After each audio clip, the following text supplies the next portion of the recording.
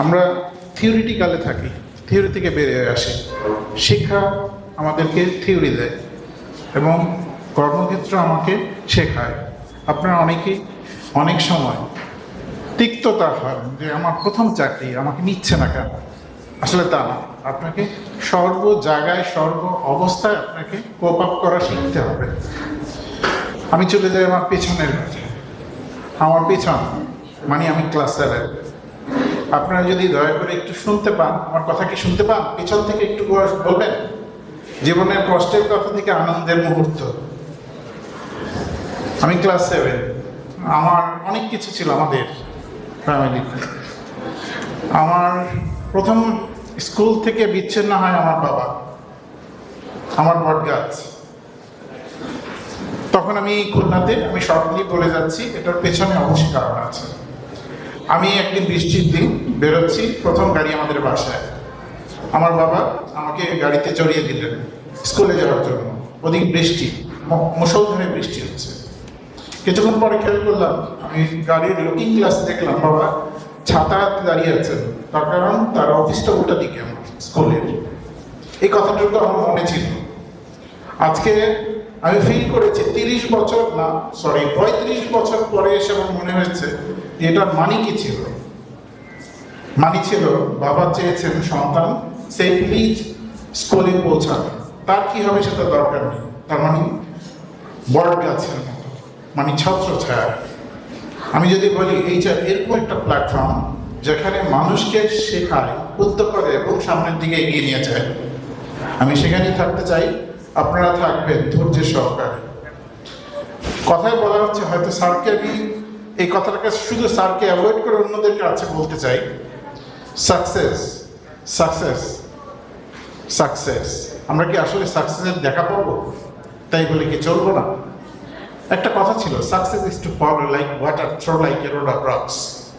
এটার মানে অন্যরকম। আমরা যদি ডিকশনারি দিয়ে দেখি অন্যরকম, আর ডিকশনারি থেকে বের হয়ে আসি জিনিসটা এরকম, পাথরের পথে সমুদ্রের যাত্রা। অনেক কঠিন, কিন্তু আসলে কি সাকসেস? কিন্তু আমরা ওখানে থেমে থাকবো না, এগোবো।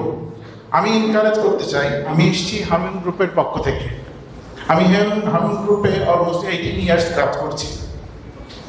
আমার যদি পেছনে থাকার কিছু কথা সেটা আমি এটা যোগ করি, সেটা হচ্ছে শিক্ষা।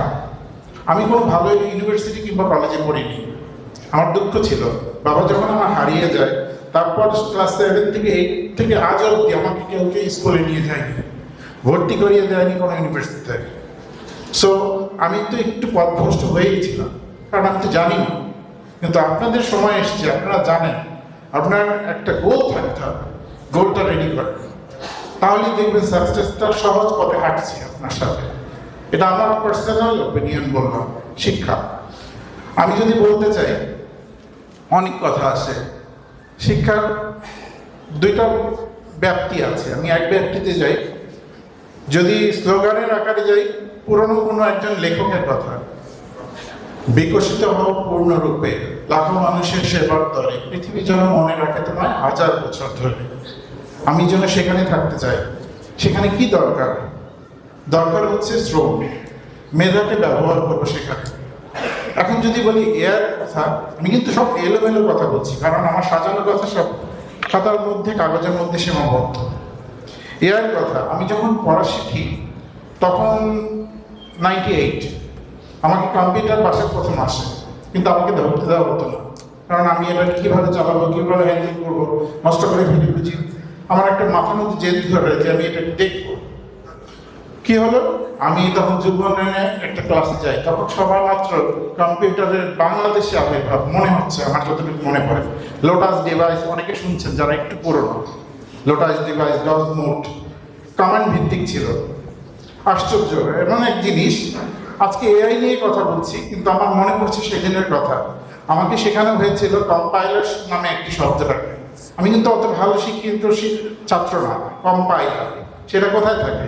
আমি কিবোর্ডে কাজ করি, কিবোর্ডটা কিভাবে রিড করে এটাকে বলে কম্পাইলার। আর রিড করে কি, আমরা অনেকে বাইনারি কোড সম্পর্কে জানি বা নাম শুনেছি হয়তো, এটার দ্বারাই প্রসেস হচ্ছে ডেটাগুলো। 3টা চাপ দিলে হয়তো 1 হবে, 2টা চাপ দিলে হয়তো এ হবে, তার মানে কি এআই কিন্তু শুরু হয়েছে অনেক আগে থেকে। ইন্টেলিজেন্ট কে তৈরি করেছে? মানুষ। এই মানুষকেই প্রাধান্য দিয়ে একটা পার্শ্ববর্তী সাপোর্টিং অর্ডিনেট। আপনাকে আমি লাস্ট সাজেশনটা দেব, আমার সময় আর কতটুকু আছে?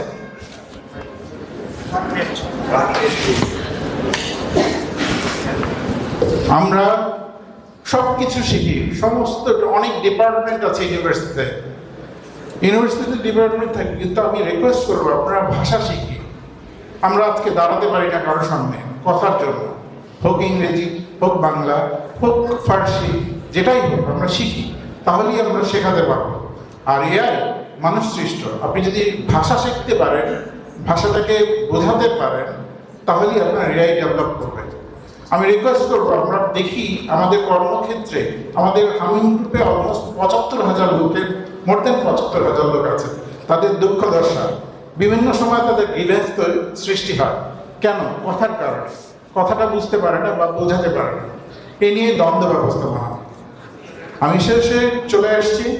আমার এক ম্যাডাম ছিলেন, যেটা আইবিএ, আমি কোনো ভালো ইউনিভার্সিটিতে পড়িনি। শেষে আমার একটা প্রেডিক্ট ছিল যে আমি যদি কোনোদিন একটা ভালো প্রতিষ্ঠানে একদিনের জন্য ক্লাস নিতে করতে পারি, এটাই আমার জীবনের সাকসেস।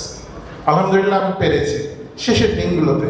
উনি একটা কথা বলেছিলেন, ওনার নাম হচ্ছে সুতপা ভট্টাচার্য। উনি আইবিএ টিচার ছিলেন, আমার মেন্টর হিসেবে। তো উনি একটা কথা বলেছিলেন, তোমরা কি বলতে পারো কখন মানুষ একটা কোম্পানি ছেড়ে চলে যায়? আপনারা কেউ কি একবার বলতে পারবেন কখন যায়?